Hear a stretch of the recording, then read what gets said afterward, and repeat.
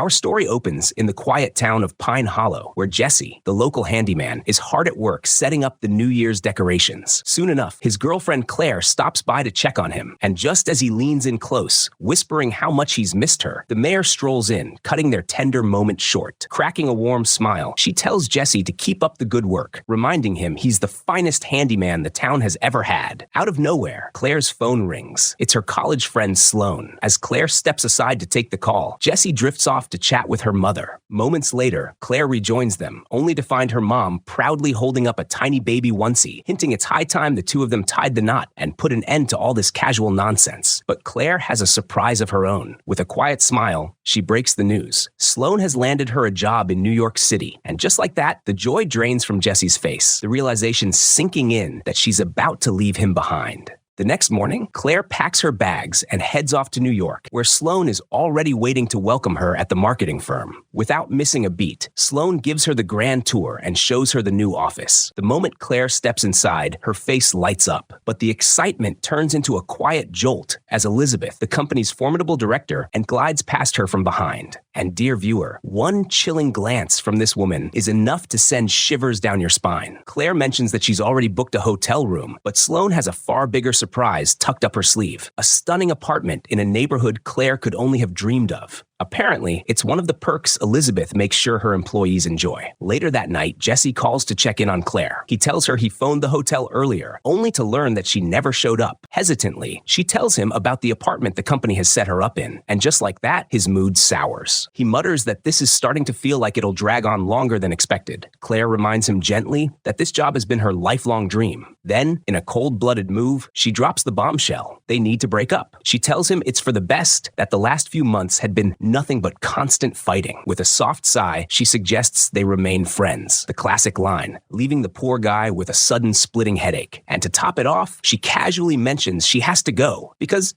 work. But before she can settle in, her Wi-Fi goes out. Frustrated, she grabs her phone and steps outside to catch a signal. In the hallway, she bumps into her neighbor, Miles, who happens to be taking out the trash. Without wasting a second, she introduces herself, explaining that she's new in town and desperately needs to get her internet up and running for work. Miles, of course, doesn't hesitate for a heartbeat. A charming little kitten just landed on his doorstep. Eagerly, he offers to come in and take a look at her router. As he steps inside, his eyes land on her Pine Hollow snow globe. Claire gently lifts it out of his hands, just to be safe. Curious, she asks about his line of work, and he tells her he's a tech enthusiast, obsessed and a complete pro in the field. Within moments, he gets her Wi-Fi back up, then turns to her with a warm smile. Anything she needs, this way or that, big or small, just call out his name, and he'll be at her door in a flash.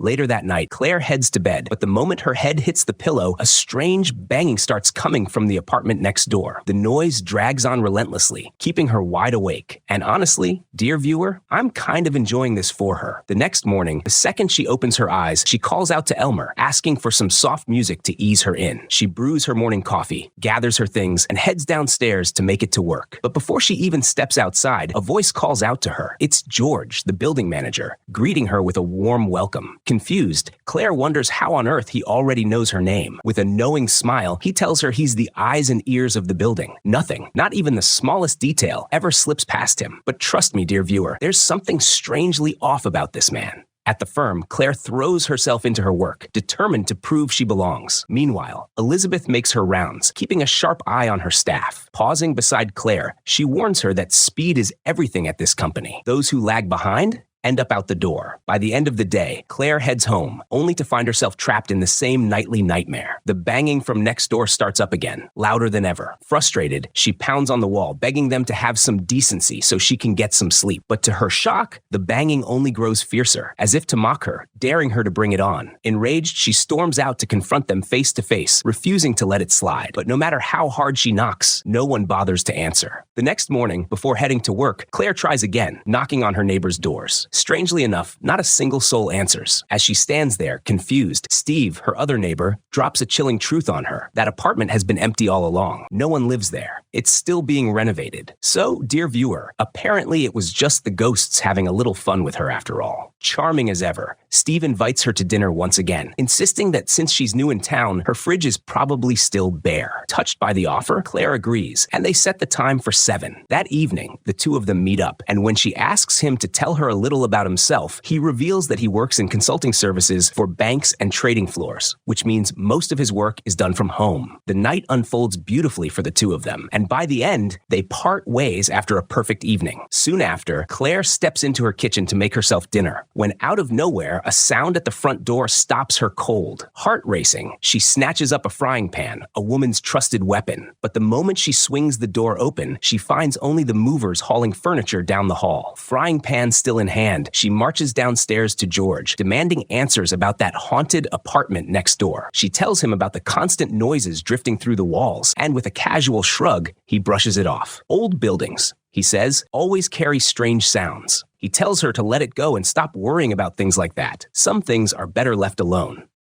The next morning, Claire prepares her coffee, but something stops her in her tracks. Her snow globe is sitting on the table, even though she clearly remembers placing it somewhere else entirely. Unsettled, she heads straight to Miles to tell him about it, explaining how the snow globe somehow moved on its own from where she'd left it. But Miles doesn't quite catch her drift. With a casual shrug, he tells her she probably just moved it herself and forgot. Reluctantly, she admits he could be right and quietly leaves. That night, when she comes home from work, the snow globe is still in her hands. She can't shake the thought, no matter how hard she tries. Out of nowhere, a sound stirs just outside her door. As she approaches, her eyes drop to a red envelope lying at her feet. Heart racing, she rushes into the hallway, hoping to catch whoever tossed it, but there's not a soul in sight. Confused, she steps back inside and opens it. Her breath catches the moment she sees what's inside. It's a picture of her as a little girl on New Year's Eve, and scrawled on the back in chilling handwriting are the words, "Do you see what I see?" Suddenly, Elmer comes to life on its own, playing music Claire never asked for. Terrified, she feels the whole situation slipping out of her hands. Desperate for answers, she calls her mother, hoping it might be her behind some twisted little prank. But the second she hears her mom's tone, she knows. Her mother sent nothing. Not wanting to worry her, Claire keeps the truth to herself and quietly hangs up, completely lost on what to do next. The next day, she meets up with Steve, who has just returned from Boston, the city where he was born and raised, the place that holds his old home and his old love. Charming as ever, he keeps her wrapped in sweet words of love until the early hours of the morning. When he asks if she's currently seeing anyone, she tells him she was. The problem with her ex, she explains, was that he never wanted to grow. He was the complete opposite of her. She wanted to rise, to evolve, while he was content standing still, frozen in place. Later, the two decide to continue their evening back at Claire's apartment. The moment she walks in, she calls out to Elmer to play her favorite song. Steve raises an eyebrow, amused at how the little speaker listens like a real-life robot. But just as the night starts to settle into something lovely, Elmer switches the music on its own. Claire stiffens, a quiet unease creeping in. Elmer has never made a mistake before, and this is the second time it's happened since she moved to New York.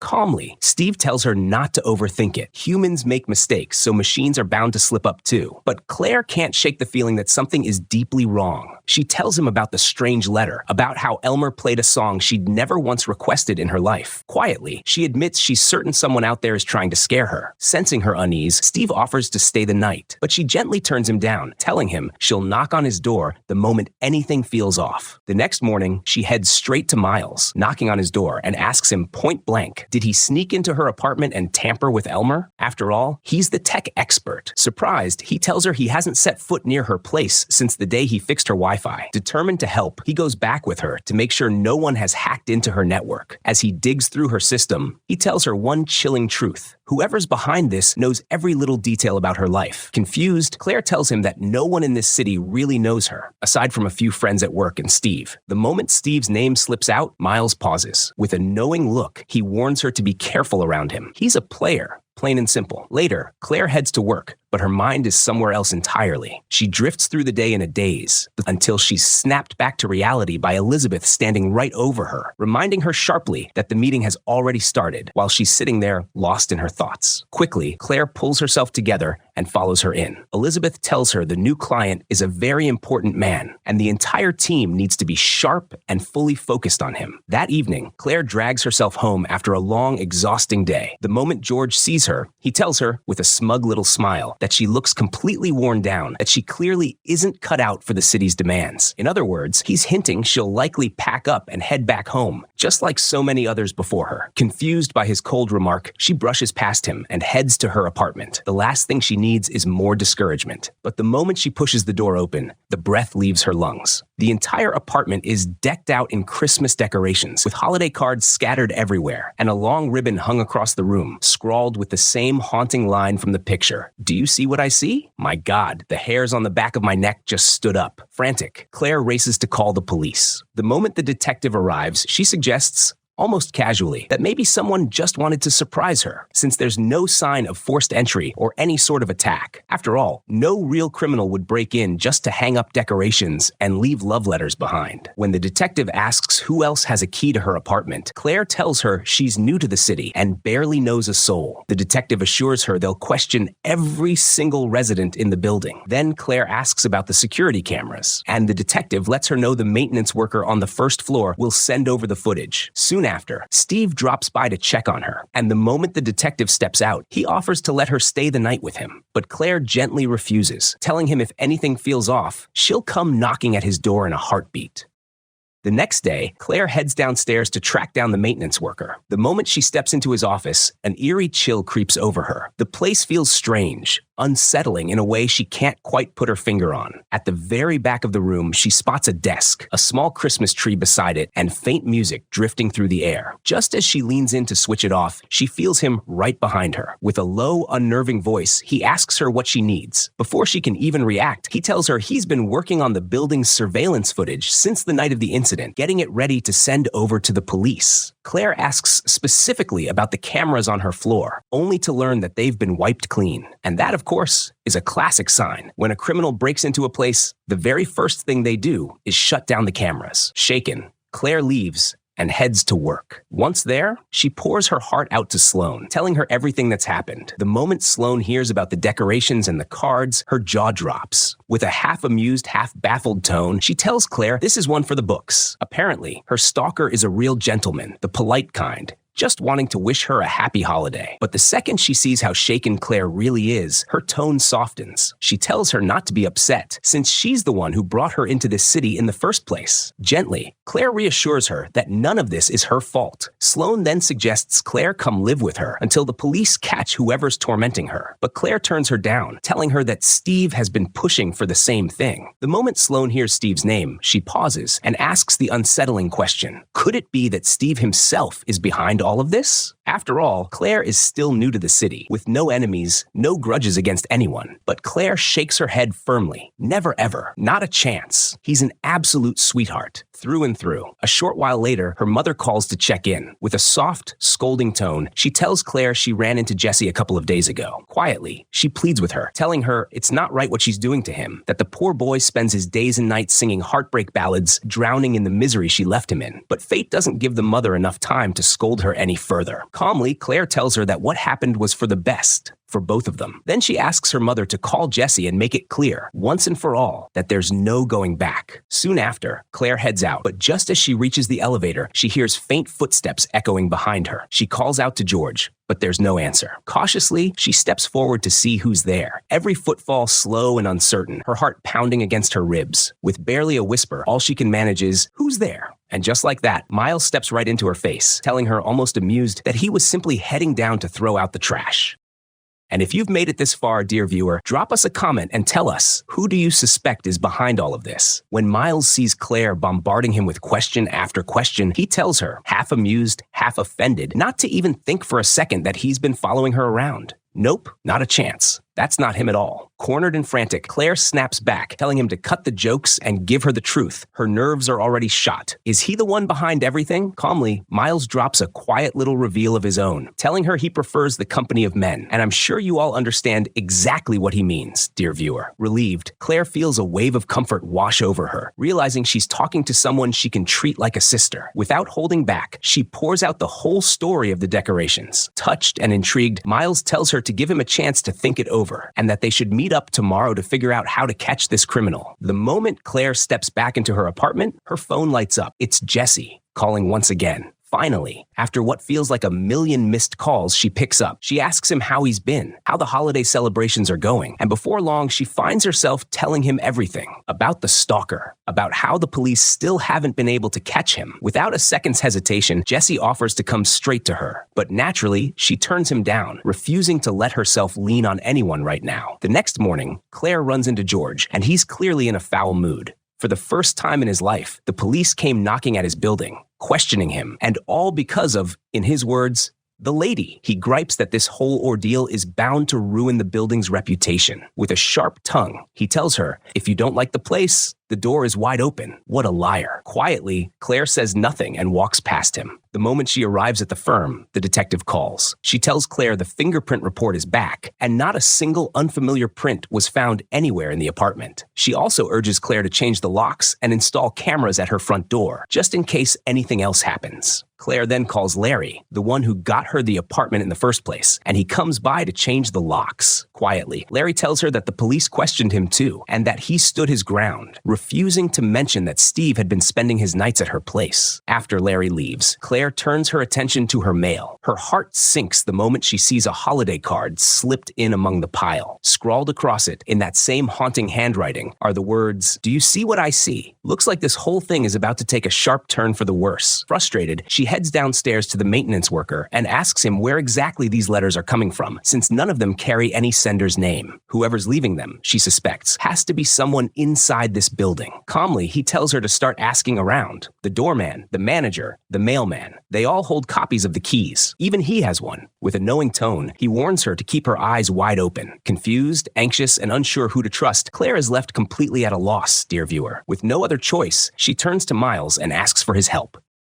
Without hesitation, Miles takes her downstairs for coffee, and there, the two of them come up with a plan. Claire will tell everyone she's heading out on a 2-day trip, but before she leaves, Miles will set up hidden cameras throughout her apartment, disguised as smoke detectors, so no one suspects a thing. The criminal will move freely, completely unaware, while she watches his every move. Then, Claire turns to him with a quiet curiosity and asks why he warned her to be careful around Steve. Calmly, Miles tells her he's been living in that apartment for nearly 4 years, and in all that time, he's seen women coming in and out of Steve's place constantly. Not once has he noticed a single one stay longer than a week. With a small smile, he asks her why she chose to trust him out of everyone. Touched, she tells him it's because he came across as straightforward, honest, easygoing. After their chat, the two head back upstairs and get to work setting up the cameras. The next day, Claire knocks on Steve's door and lets him know she's heading out for a couple of days, just so he doesn't worry. Charming as ever, he wishes her a safe trip. She then goes downstairs and repeats the same line to George, but this time, George raises an eyebrow, asking her, almost suspiciously, why she's telling him. Quickly, she covers her tracks, telling him she's expecting an important package and needs him to hold on to it until she returns. The moment she arrives at the firm, Elizabeth pulls her aside. With her usual cool demeanor, she tells Claire that she carefully handpicks every person who works under her, that they have to be sharp, quick on their feet. Determined, Claire promises her she'll prove worthy of the seat she's been given. That night, Claire sneaks over to Miles' apartment to monitor her own. Maybe, just maybe, the lowlife will finally show his face and put an end to this nightmare, letting them see what they've been missing all along. Miles asks her if she made sure to spread the trip story to everyone. She tells him yes, even her mother, though her mom is the last person on the suspect list, just so no one accidentally slips up and exposes the whole plan. The two of them wait, eyes glued to the screen, but the hours drag on with no sign of anyone. Eventually,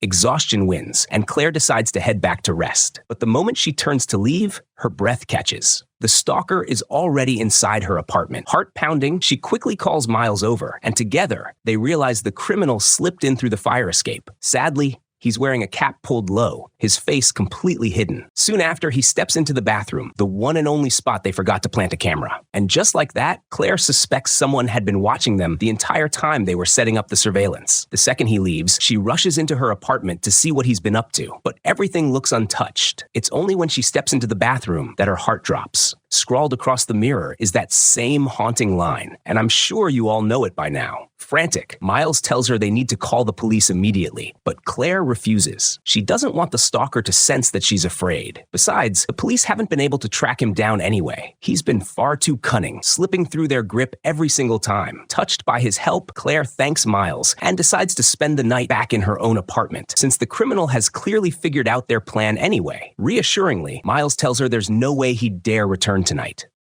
Soon after, Claire steps out onto the balcony, her mind teetering on the edge of madness, desperate to figure out how he keeps slipping inside. Out into the cold city night, she screams into the empty air, her voice cracking as she yells for him to leave her alone, swearing she's never hurt a soul in her life. The next morning, the moment George spots her, he calmly tells her no package ever arrived. Suspicious, Claire asks him who uses the fire escape, and he assures her no one ever does. Moments later, Larry heads upstairs to post notices on the apartment doors, only to find Claire's door wide open. He calls out her name, but no one answers. Cautiously, he steps inside, searching the place, but it's completely empty. His eyes land on the window, which has been left wide open. The second he turns to leave, he's shocked to see the apartment door slamming shut in front of him. Out of nowhere, a figure rushes up behind him and shoves him hard, sending the world spinning. And just like that, everything turns upside down, and the police flood the building. The moment Claire sees what's happened, she turns to George, asking what on earth went down. Calmly, he tells her it seems Larry got dizzy and fell down the stairs. Determined to dig deeper, Claire heads downstairs to the maintenance office. Suddenly, a loud thud echoes behind her. Heart pounding, she bolts forward, certain someone is right on her heels. But there, standing right in front of her, is the maintenance worker himself, calmly trying to assure her that no one else is around. Reluctantly, she decides to follow him back to see what the footage caught during Larry's fall. As he plays back the recording, neither of them can quite tell whether Larry slipped on his own or if someone pushed him. Just before she leaves, he tells her with an unsettling calm to stop being so afraid and to start looking more carefully at the people closest to her. A short while later, Claire makes her way up to Steve's place, telling him she just stopped by for a quick chat. After settling in, she asks if she can use the bathroom. The moment he points her toward it, she quietly slips into his bedroom instead, hoping to find anything that could tie him to the case. And the breath leaves her lungs the moment her eyes land on it. Sitting right there is the very same cap the stalker had been wearing. In that chilling instant, Claire is certain Steve is the one behind everything. Terrified, she rushes out of the bedroom, mumbling that she forgot something important and needs to handle it right away. And just like that, she makes a run for it, racing straight to the detective to show her the camera footage. At first, the detective scolds her for being so reckless, reminding her that what she did could have put her life in serious danger. But moments later, she tells Claire she'll get a search warrant for Steve's apartment, and the moment they find the evidence, he'll be behind bars without delay. The next day, Claire heads to work, her nerves on edge, waiting for whatever's coming next. When the detective finally calls, she rushes back home and finds Steve already in handcuffs. Desperate, he keeps swearing he didn't do anything,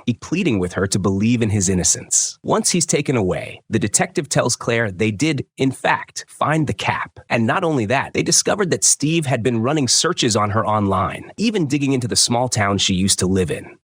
Before she leaves, the detective asks Claire to keep watching the camera footage, and if anything feels off in the slightest, to call her immediately. That night, Miles drops by to check on Claire, knowing how shaken she must be after the betrayal from Steve. He sits with her for a little while, offering quiet comfort, and then heads back to his place. Claire tries to get some rest, but of course, dear viewer, sleep is the last thing on her mind. Restless, she decides to play back the footage of Steve one more time. Lost in the screen, she doesn't notice her phone lighting up with the detective's call. Since she had it on silent, the call slips through and the detective leaves her a voicemail. Calmly, she explains that Steve has been cleared of all charges. He managed to prove he was out somewhere else that night, and the cameras at the location backed up his story. Meanwhile, the breath leaves Claire's lungs the moment she catches it. In the corner of the mirror, by sheer accident, the stalker's reflection slips into the frame, and his face is finally exposed. And the shocking reveal, dear viewer, is none other than Jesse. Just as she's about to bolt, she turns, only to find him standing right behind her, pretending he just came over to check on her. Heart pounding, she tells him she knows everything. As she tries to make a run for it, he stops her, telling her, in a chillingly calm voice, that he did all of this just to bring her back to him. Since she'd grown to love her life in New York, he simply wanted to scare her, nothing more. Thinking fast, Claire plays along, pretending to believe his every word. The moment he steps closer, she kicks him hard and bolts, but he catches up in an instant, dragging her into the apartment next door, the very same one she'd been hearing all those haunting noises from. And just like that, the chilling truth sinks in. He had been watching her this entire time, whether she was home or not. Frantic, she starts screaming, slipping deeper into hysteria. Meanwhile, Jesse, completely unhinged, keeps telling her that he loves her, that all he ever wanted was to live by her side.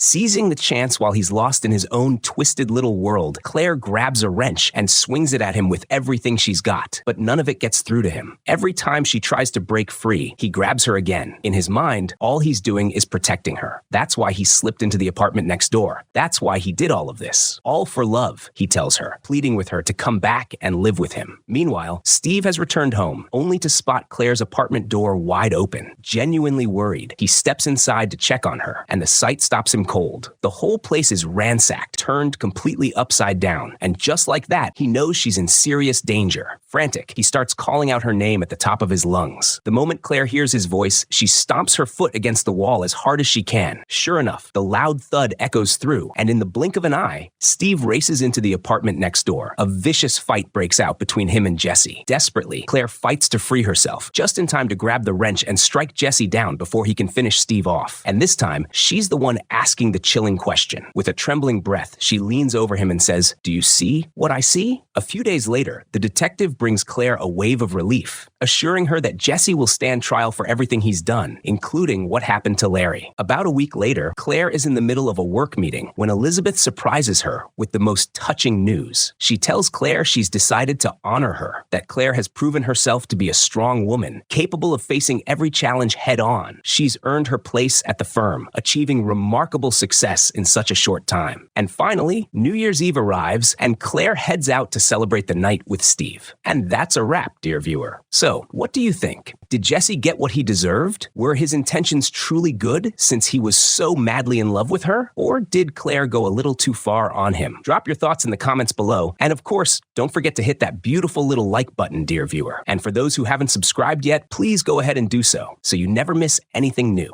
See you in the next film.